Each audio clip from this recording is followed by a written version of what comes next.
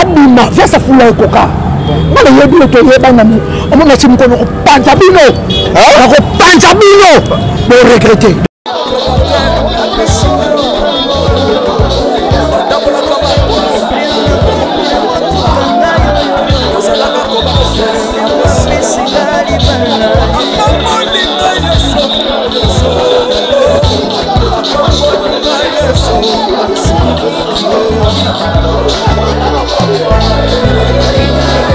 on va foutaka devant ba grand ba kelo te na le belanjo ya mabete na tika ko finga njora te eza na ka ki jaloux aya betinga makofi esenga na moni on normal no mo bomane na fandaki amina senga na kina anniversaire ya vena biso atengi amina senga baninga ba makofi na fani na ngai na mona oke eza na ngo bitumba mutonso lingote et puis ayo lisusu ko senga pardon ayo ya mbanga nga musique na beta chacho pesa na kati mukolo chacho ne ya Koffi Olomide mukolo chacho ne ya Koffi Olomide te chacho ya Koffi Olomide te eza nani chacho za pena rumba ya Congo lui il s'est approprié parce qu'il est resté longtemps dedans amenace ndio la bobo c'est pas bien on a vu na yo o mega pe même pas Angela mère moi Angela yalinga bongo tialinga ba benge bien te aza mère mère bochaka njambe na makamuna sala yo za vie ya za mère to ba njambe po njambe ne mtakela biso ya vie te c'est que ça jaloux donc te bloquer bango tina ba WhatsApp tina ba Facebook tina ba Snapchat tina ba Instagram tina ba internet partout ba bloque côté te bloque tous les jaloux te bloquent tous les aimés te bloquent on n'est pas le pas discours on n'est pas bandoka gentil on n'est pas partout pas y a là-bas bloqué chérie nanga kopia mutute bloqué ko kitana seko nati lokole aïe sanga miseni ya Congo abeta chacho lelo tout le monde ignore chacho surtout ni fait abeta chacho abeta rumba même fali abeta rumba même wera même jibe abeta rumba abeta chacho te tout le monde le sait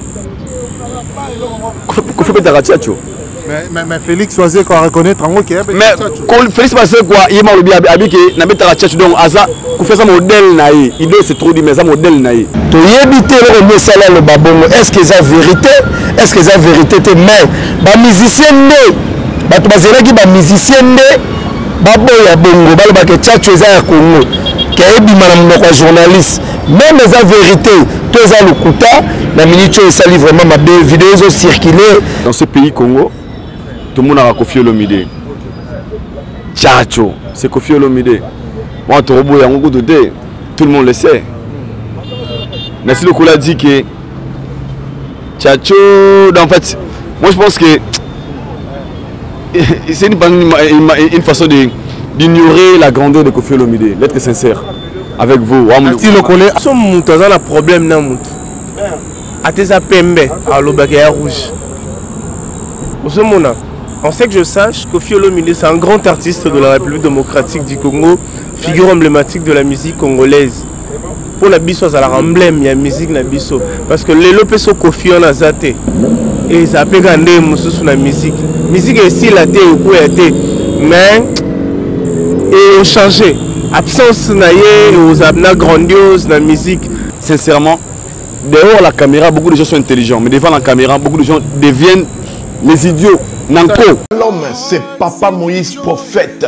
Il y a église Hosanna. Na ye kopé sabino message de l'eau pour ba oyo bazala ba blocage ba limitation ba mari de nuit ba esprit de mort ba maladie oyo et si la kate mais mingi nazana besoin ya ba oyo ba tambola partout oyo ba luka ba délivrance oyo ba mata kutu ba vio pour ko luka ba délivrance et simbate nazana besoin na bino boya pobo bika po ite ngonga na bino ekoki awa ba benga ngo terminus awa ndezali sika ba démonios surtout basukaka moto moko na ya ate azwa délivrance ka bikate na ne salamate bangonio surtout babika avant kutu boya bo fukama bo senga Saint Esprit ala kisabino soki Papa Moïse azali ya ye ou bien ya yete a ko répondre bino tout de suite bokota na YouTube bo beta Papa Moïse Prophète TV. Beaucoup de monde a témoignage à belé oyo babika déjà oyo basala.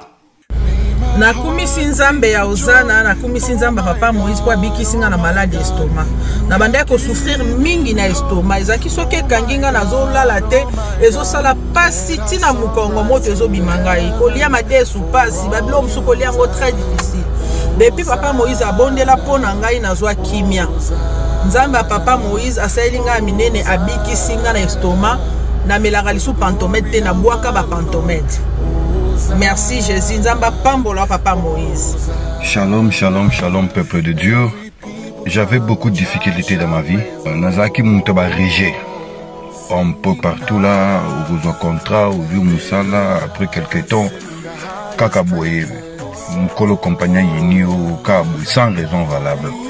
D'ailleurs, au coup de prophète Moïse, le prophète Moïse est un homme de Dieu. Aza homme de Dieu, tout ça va aventure. Aza vraiment Moussa Lienzambe. L'homme de Dieu a prié pour moi. J'avais des masques, masque à Régé. Et depuis que l'homme de Dieu a prié pour moi, je vous dis, tout a changé dans ma vie. Tout a changé dans ma vie. A changé Nyonsor. Nzambe a fumé la porte. Mon prophète Moïse, que Dieu te bénisse. Depuis 2012, ils ont locaté.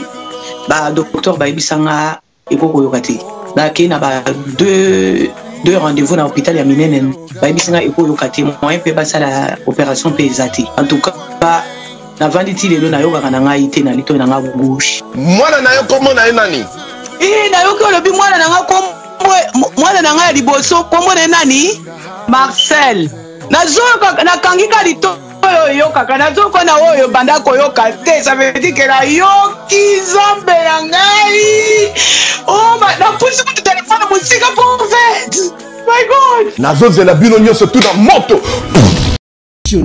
puissante chez docteur Cathy Munga. Comment na ngai sœur Cathy Munga nazali naturothérapeute nazali ko sunga bandeko bazali na bokono ndenge na ndenge au moyen de plantes naturelles. Bandeko baza na ba problème ya ba hémorroïdes interne tout comme externe, infection urinaire, prostate, azoospermie, obota ezalité, rhumatisme, nerf sciatique, goutte, règles douloureuses, glaucome, vision floue, motopathie intense, sinusite. Awa naza na kati ya laboratoire. Awa nde bisika na séchaka ba plante, banzete, ba makasa ya ndenge na ndenge, depo na nga yango yo esika na salaka ba formule na ba solution na nga. Merci na équipe mobimba ya maison chez Cathy, en particulier Joyce Bolaba. Shalom, shalom à vous les enfants de Dieu. Na pesibino mbote na kombo na Yesu, c'est bien moi votre frère, le pasteur Israël Nash. Je vous salue au nom de Jésus. Je suis précisément à Kinshasa. Naza responsable ya Ophelina, Jésus est mon papa. Na ye liboso na bino pour représenter bino bana o bozomona na bilili pe ba difficulté tozanango. Na bandaki musala o ça fait longtemps ya koboko la bana selon ainsi dit l'Éternel. Mais ba difficulté ezamingi te ya loyer parce que tozo futela et puis difficulté au foot la bana minerval pour to chute au bandaki to pesa qui avance mais tikali ndambo nazo banga ke bana oyo bakata classe bakoma nango na sukate. C'est pour cela Dieu m'a mis au cœur na lancé message oyo na batu nyonso ya motema malamu basunga bana oyo bozomona na bilili bana oyo bozomona na bilili ndambo na juna rond-point Ngaba ndambo Victoire ndambo Limete et puis ndambo l'état pesingai pona bande kolanga nyonso ba congolais bobi ba réalité nini to passer nango na mboka soki nga simple individu na ndimi kozwa bana oyo na bokola na ainsi dit l'Éternel. Ce qui l'État s'est décidé, tout le monde a sous fazer na nzelate. C'est difficile, il y a aussi ngonga moko. C'est pour ça que nous lancé appel na bana nyoso nzambe pour na classe ya bana oyo, pour na loyer na bango, kolata pe kolia na bango. Na osenga na batu nyoso baza cœur sensible, pe baza na motema ko sunga ba sunga biso pe ba salisa biso. Toza na commune ya Kalamu, quartier Kauka, référence ya monene tukanga mina université Kimbangiste, avenue comme on a Marin, le numéro 16. Le numéro de téléphone à Bisso pour na bateau, balingi ba contacter Bisso pour na ba détail mon sousou, ils a plus 243 89. Laisse mukatanga, laisse mukatanga, lesa mokatanga lesa alleluya chilobo soki nazoyemba opekisanga te oyebi te bisika nzambe alokotanga soki nakoma kosambela opekisanga te oyebi te bisika nzambe azwanga soki nakoma kobinabina opekisanga te oyebi te makambo nzambe asalelanga nzambe nazobinela aza nzambe bosolo oyo naza koyembela nzambe nazoyembela aza nzambe bosolo oyo naza koteya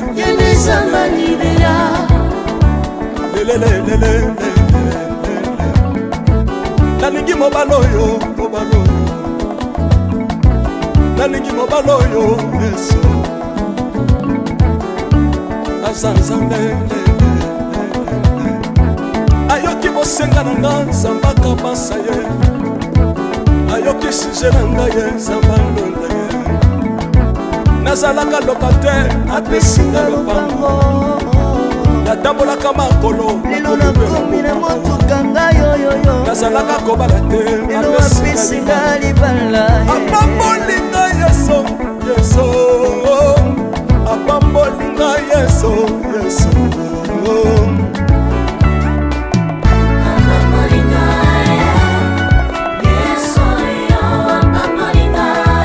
apambolinga chilobo yesu alokotinga apesitina aza nzambe nalingo beta mololo bisika ezali yo beta mololo wapi bafisi du prophète bana royaume de dieu bana centre de réveil ozobouge obinaka wapie mpona pambola yo ingénieur ki on est ensemble na yesu elongo tozomana mabe ya nzambe eza wapi soki nzambe azopambola yo lingana loba kelekele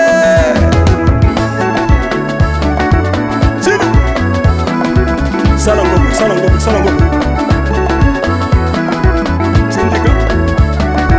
syndicat que Dieu vous bénisse.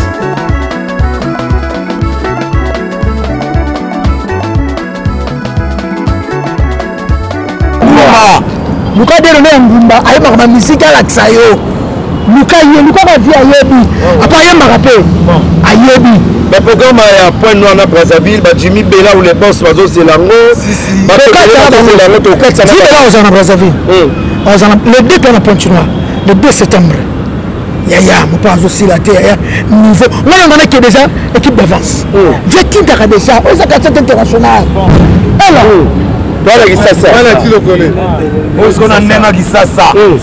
nakendaka deja bapetsa banyama encore tobetaka déjà tokendaka deja balambe tokendaka déjà après point noir le 3 Brazzaville après Brazzaville toye tonosaka en Afrique yebisa orchestre nini ebetaka na Afrique lokwa quartier la te eza te jour na kati ya la vie azoboya bacontrat la sifodias elekelinga ezalaka oluka bacontrat bongo combien de millions bato azoluka contrat atika via kofi abima via safula ekoka ngana yebi toyebana omona ti mkono kopanza bino nakopanza bino boregrete nayebi ndenge boya bato via mutamawa kaka bato kaka bapapi mboma bapiripetisa vie baye tika tala kaka a niveau na yo te boa niveau moko te bona boyetaka mawa atiki na bosani saki erreur ifa afunda ye te ya kosa erreur te yebaka mbo yango merci à vous Matou Idol et Déborah Bofando c'est yango yo on se retrouve la semaine prochaine mesdames et messieurs c'était Mathieu Boss Kissinjora message les a capté donc Quadracora Azara Kofi Olomide nous sommes au milieu du village. Est-ce que cela était une bonne manière de faire les choses? devant Kofi Olomide ya koloba makambo wana ke Tchatcho eza devant invité qui était oisé quoi de son propos il avait dit que yesu ka sala rumba c'est par rapport ya Kofi Olomide donc soka sala ka Tchatcho c'est par rapport à Kofi Olomide à copier Kofi Olomide. Est-ce que c'était une bonne manière pour Nati Lokole de s'opposer directement à Félix Oisé quoi et que Koboya que Tchatcho ça Kofi Olomide? Voilà, merci beaucoup. Donc Shadrach Moni lelo Kofi Olomide na Oisé quoi ba ke baloba na tingana to yebi mambo baloba bakoyoka na mukolo satana na nzambe bakoyoka mais ça libia komona Oisé quoi andi ma Kofi Olomide kata ki Tchatcho. Nati Lokole, c'est notre grand frère, beaucoup de respect à vous, à Naye. Nati Lokole, jamais là, na yoto côté matofi Naye. Mais, et le roi Salinde peut-être bini mabe, fallait pas le babongo oya lobby. To yebite le roi sala le babongo. Est-ce que c'est vérité? Est-ce que c'est vérité? Mais, ba musicien né, ba to bazela ki ba musicien né, ba boya bongo, ba le ba ke Tchatcho eza ya Congo. Ke ebi manam no journaliste. Même la vérité, tous les coups la minute ça livre vraiment ma vidéo circulé partout dans l'Angola, dans les États-Unis, et ça livre vraiment bien en tant que biso batune tous alaka. En tout cas, mon tour a gagné à confiner Batmakanisaka, Animi Tchatcho. Mais journaliste à Congo, on a rapport à Batute et puis via très compétent, via Maëlle à ça la boulonne bien. Et Bimici ma belle pas ma musicien en tout cas, fallait pas. Très bien. Est-ce que vous pensez que cette création est payée position Morobo et Songolo Pakama? Tout d'abord, il y a des gens pour Fali. Voilà, surtout Kosi, Tolobinga, toujours masqué dans le Kouta. Tout belé, même partout, il y a des gens qui Fali. Donc, na eloko ya lobby et bimisu mabe. Donc, mabe zo baksama likola, mabe to erreur zo baksama libos. Likola to ignorance, likola ignorance. Fallait pas. Et les émissions fallait ça là Nati Lokole na yambaka ba mission belé ba déplique banane ba lobaka na biso ke camarade na camarade ba vandi ba ça direct donc et sonaki da mabe na cadre boulot parce que biso ko landa ba vie mais ekiti ça qui vient na niveau na ye malgré ça que mission na bien mais na eloko so ye et sali sou mabe lelo Shadrach internet c'est fini ça biso trop ba Nati Lokole baza d'exemple à suivre wana to robo ya moté surtout bon yango to za ben grato abandoki mais ba acte au vandi bomoni journaliste munene ya mboka wa bataka nini akumisa mission moko azo tia polémique na bakam en tout cas wana ne sala mabe wala vena nga mais eloko écrit sous maman la polémique na bi ko mona be mission ko bimé belé pour la sujet. Est-ce que vous pensez que sa position ne mute saluer que le bamambo a lobby on a? En tout cas je crois pas parce que artiste Fally Ipupa au batu bakanisa peut-être Nati Lokole a appuyé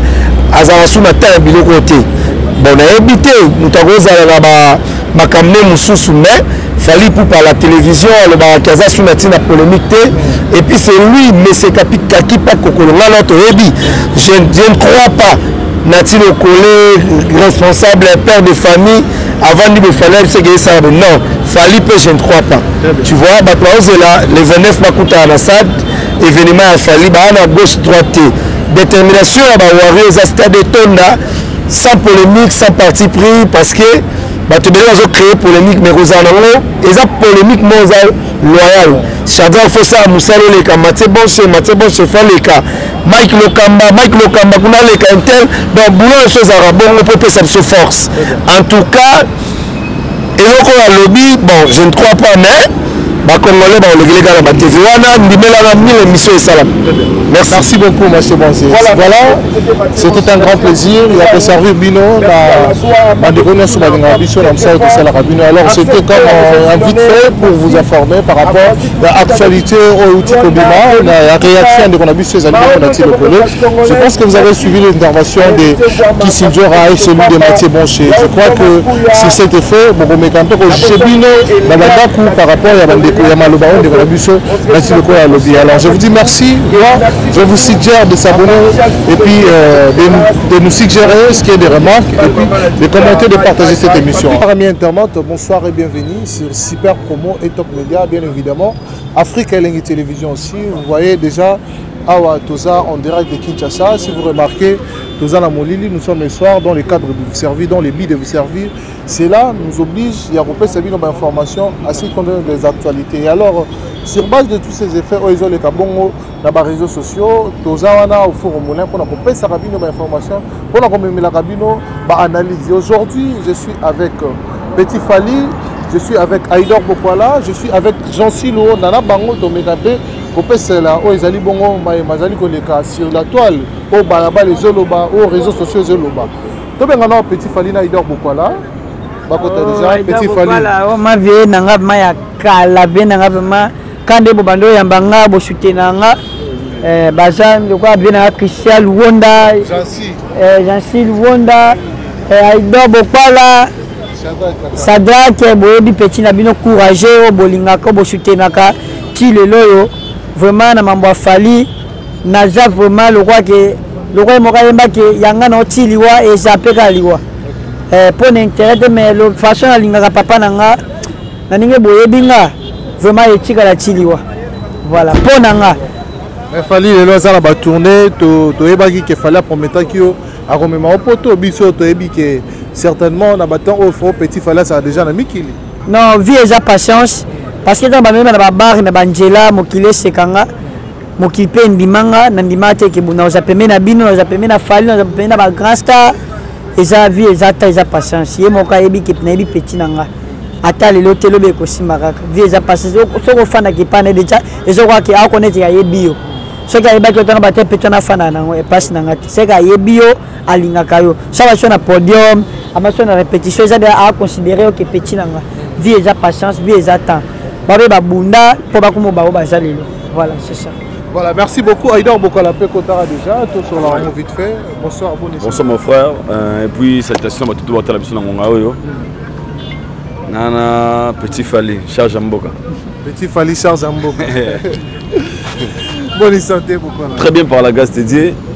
Nous avons battu aux importants. On a soufflé de vie. So d'ailleurs, mettons en vivant, on a espoir que au changer Marambo et Simbagité Lobby. Donc c'est ça. Très bien.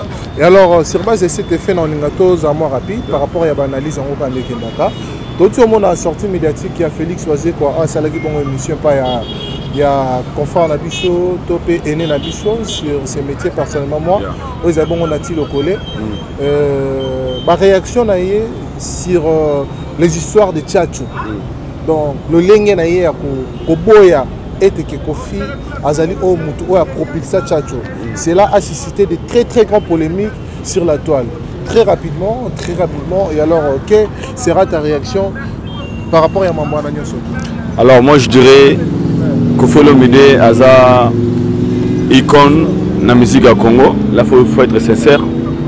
Nasi Lokolepe Aza parmi les grands hommes dans les médias, dans la presse à Congo.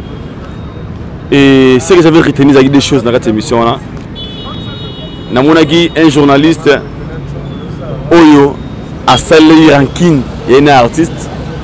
Et puis deuxièmement, le fait de ne pas reconnaître la grandeur de Kofi Olomide. Des choses, n'a pas vrai envers Namoro. Quand on parle de Tchatcho aujourd'hui dans ce pays Congo, tout le monde a Kofi Olomide. Tchatcho, c'est Kofi Olomide. Moi, tout le monde le sait. Merci beaucoup l'a dit que Tchatcho, en fait, moi je pense que c'est une façon d'ignorer la grandeur de Kofi Olomide. D'être sincère avec vous. Si le collègue a ignoré Kofi Olomide. C'est une manière d'ignorer. C'est une manière d'ignorer la grandeur de Kofi Olomide. Kofi Akima na Rumbate. Agada position na Yabinga Tchatcho. Et puis ce qui n'habite pas contredire la rumba te donne rythme rumba ça na Tchatcho. Et ça oui il moroté.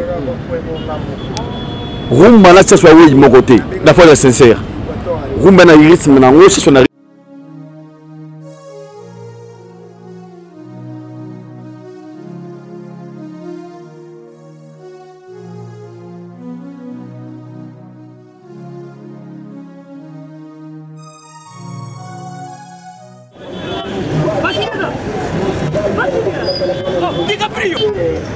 Ça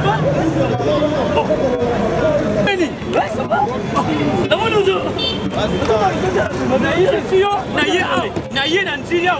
Sainte-Thérèse, ma personne adresse, il y a agence, il y a fait, oui, allez la vue, oui, donc il y a besoin, oui, ah, c'est quand même, supposons la Sainte-Thérèse, les seuls, elle lui dit comme ça, oui.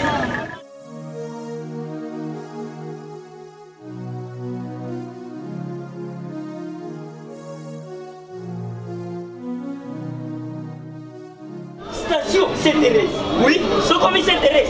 La mission. Si moi n'ai exactement.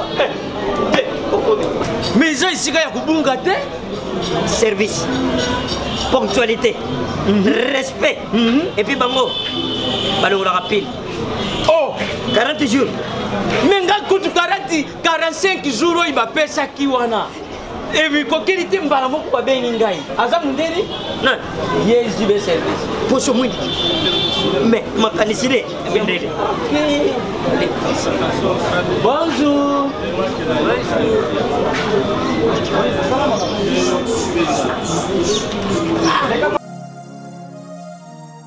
Papa Sylvia, DiCaprio, Papa Sylvia, DiCaprio, Omonio, et la JB service. Et puis il y a José Baïla. Il y a José Baïla. Ah, motomoui de l'Omaïremo. Il y a Mundede. Attention, ton ganayo. Moutego le guaté, on se trouve dans mon big. Il y a un gros JB service. Et ça, on a dit ça. Oh, Angola, Brazzaville, Tozuket, Kalamingité, Mokili Mabimba. Ah, une autre. Donc, à longo de Bissopil, il y a ma cambo et ça qui 40 jours, mais au moins la contenir, ça dit 6 mois. Papa Sylvia, il y a mis ça dans ma voisine. Oh, bah ça va décoller avec qui? Avec qui la photo?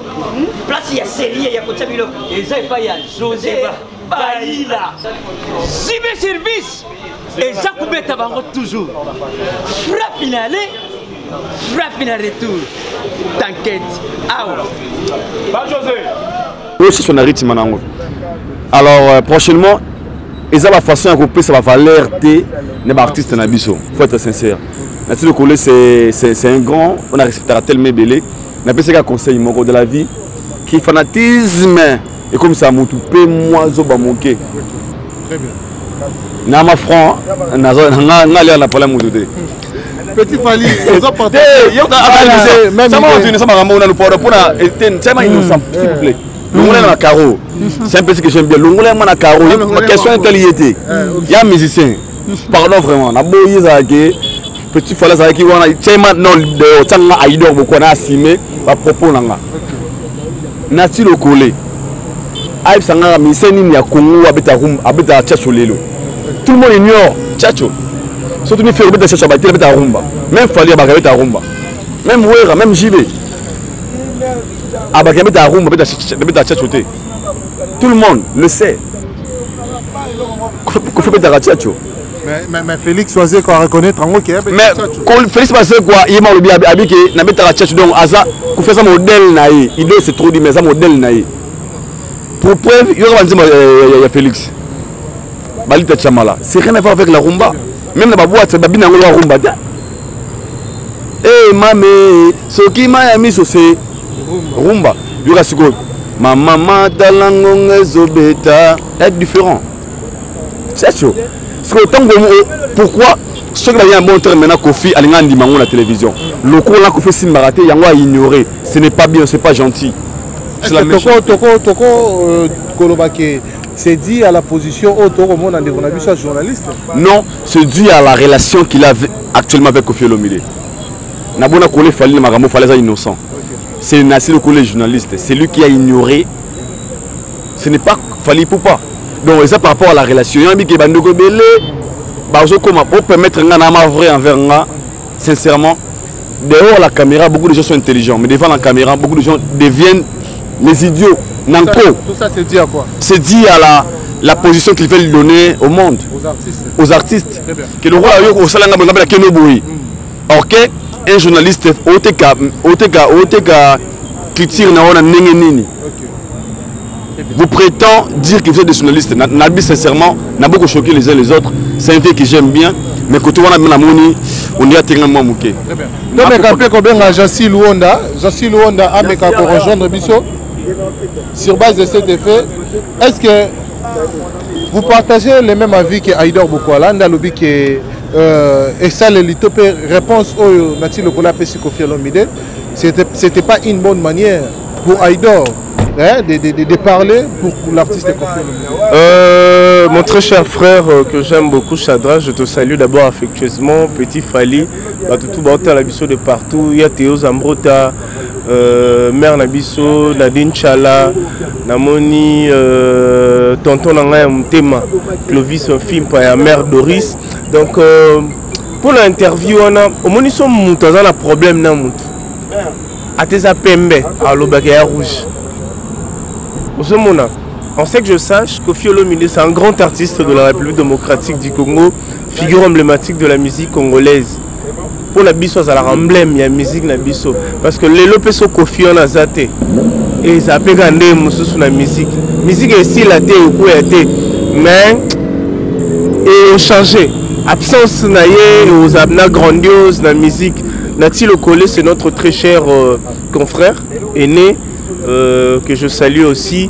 Mais, Asala Kamakamute pour les Arabats. Pour la qui s'abattent, que. Parce qu'il y a le bara zéro bêtise. Parce que il y a salut là. Tu bêtise, tu zéro bêtise. Parce que Aza éducateur de masse, tant à lobby bongo. Bateau balingaraye, bateau batalaraye. On apprend de batunini na mutu. Parce que on sait que je sache Nabi que Tchatcho et Eza musique ouais même rabattu une ambiance et même rabattu un sentiment et même rabattu une douceur. Parce que bah fait la biso le coup là-bas Jenny des FAO. Oui, il y a ça la Tchatcho. Parce qu'aujourd'hui, Mama Tchatcho est commis bon parce que Félix Ouazekwa a accepté que non, dans sa musique, il fait aussi le Tchatcho. Yangomoni et Sali Oeko Sala. Moi je dirais à Nati Lokole, à Meka un peu Kobongi Sarama Loba. Si vous avez un problème personnel na Kofi Olomide, à Kokyo Bongi Sango. Mais à Kokyo, c'est une opinion que place à rouge et à bleu. Vous comprenez? Place à bleu et à rouge, non. Biso tout est que Kofi Olomide a amené le Tchatcho dans cette grandeur aujourd'hui. Parce que quand on parle de Kofi Olomide, quelque chose est dans Google. Na Google, comme le roi de Tchatcho. Le roi de la rumba. Kofi Olomide. Parce que cet artiste, il est reconnu partout, même dans l'interview, dans Libanda. Basolo la mamba Tchatcho. Même Nati Lokole, so bandi ozonga zonga sima. Au moins, peut-être appelé ça Kofi Olomide Belo Jouana.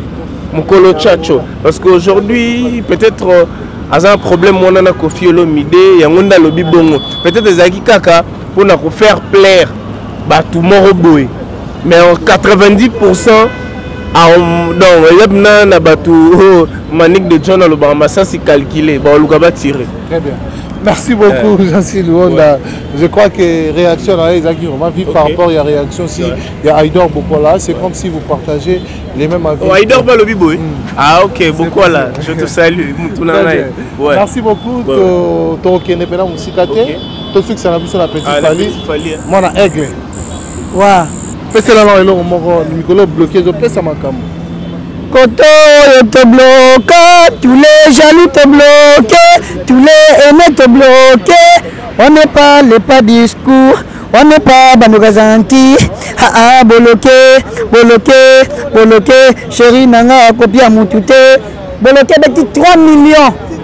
Dans 3 jours, 3 millions, 3 jours. Bloqué, je bota partout, dans TikTok, dans Instagram, dans YouTube, dans Snapchat, dans Facebook, dans WhatsApp, dans Snapchat, partout, bloqué Kangi, bloqué les Makamboto, bloqué les jaloux, fallait pour pas bloquer la mission Mike. Aziba trophée Yemoko, Aziba Balodo Yemoko, Ligue des Champions Yemoko, Super Coupe Yemoko, Liga. Yemoko, Azarba finale Yemoko. Ndengani petit Fali, Venjo Alingo Beta on a 4 ans. En fait, les gens n'expliquent pas de battre la biso. Bon, et ça m'a envoyé guerre ya vie. Toko le battre que moto salinga kote, chaque mutasala bongo chaque atala kayo. OK. Tant ba futaka débat ba grand, balobaki eloo te nalobela nzoka mabe te natika kofinga nzoka te eza na okaki jaloux aye abetinga makofi esenga namoni yango normal bino bobanda na fandaki amenasenga naki na anniversaire ya vie na biso aterengi amenasenga baninga bamakofi na fani na ngai namona oke eza nango bitumba moto nyonso olinga te epuis aye lisusu kosenganga pardon aye oyambanga wana eza kaka onga ndeko na mongo nga na mongo biso to bandeko na yo eza kaka na kem biso te c'est pas bien osalinga mabosi kobisenga pardon obulisa ngai sosiko naza motu mwa boye na moto aloyenge bamenase o amenase nzola bobo c'est pas bien avie aza njela amere amosi angele yalinga bongo ti yalinga babenge vie te aza mere amere botyaka nzambe na makambo na asala yo oza vie ye aza mere tobangaka nzambe mpo nzambe ne moto akela biso ya vie te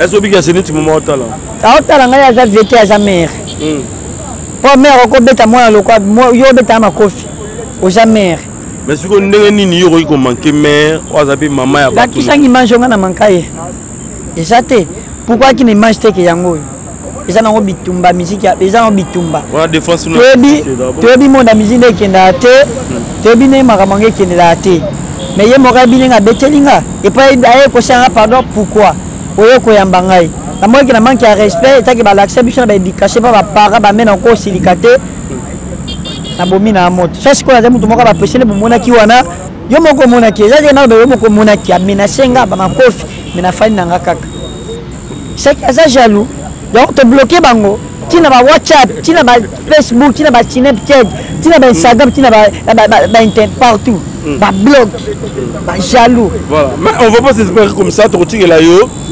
osalela biso ma bloqué yango mpe et puis natikela au micro moi 2-3 personnes na yo ben kele nano na bloqué et puis bambote numéro de téléphone les amis na bande boîte la natikela mpe na micro omeka izari kompa côté oyo to bloqué tous les jaloux te bloqué tous les aimés te bloqué on n'est pas discours on n'est pas bandoka gentil on n'est pas partout pas y a là-bas bloqué chéri nanga kopia mutu te bloqué kokita na seko bloqué chéri nanga bloqué ne makambo ekangi monde ekangi mboka botélécharge bloqué boyoka yokango bloqué ne makambo obloqué otélécharge na bamama le 29 octobre au stade de Marty fali pupa otondisa bino ti bofanda nye bato babiloba lobokanga maloba na bino bandaki tosala plein biloba boya bainternet koloba bango lisusu toyoka bino voilà bajaloux bazangaka te bato mpe bazangaka te vi eza bongo toko batekaka moto nyonso alingaka yo merci beaucoup na bato tu basoutenaka ngai na bato tu balingaka nga partout dans le monde bosoutenanga toujours ml boutique chemin elebo mais ntango bozopelisaka moto na makambo na vie na biso olomide edosala mpe mwa mabe petit fali te kofela mide aza papa sa koko makambo ya famille tokokota yango te singa ya famille bakata yango te wana eza makambo ya papa na mwana so bino bato bokota keba botika na maloba lelo mpe ekobela lo mpe babongisi lelo mpe ekwe mpe ekobela mpe babongisi biso okotama bafamille te wana eza na bapapa napesa papa kofi koko na nga respect etake papa numéro à contact plus 243 82 48 30 48 82 48 30 48 ML boutique Zazingoma Rebecca Kinjuka Stema de Paris Mama Binta Morena Mama Nokolandu na Paris Bokulaka Juna Jana Motema Fifi Juna Linda Stone Motema Marie Marai Linda Stone na bosanité Johnny Maka Bozatema Ebele Abilondolo héritier pour ma Piro Leblanc Bobo Bokole Indie Solution David Otema Boko Pete David Manga Jean-Marie Lukulas Mimi Chikeva Fego la merveille Asule Kauka Yabe mon patas vous êtes belle maman Ikadeon vous soutenez moi na bino toujours merci beaucoup na ba soutien na bino Tokos Aigle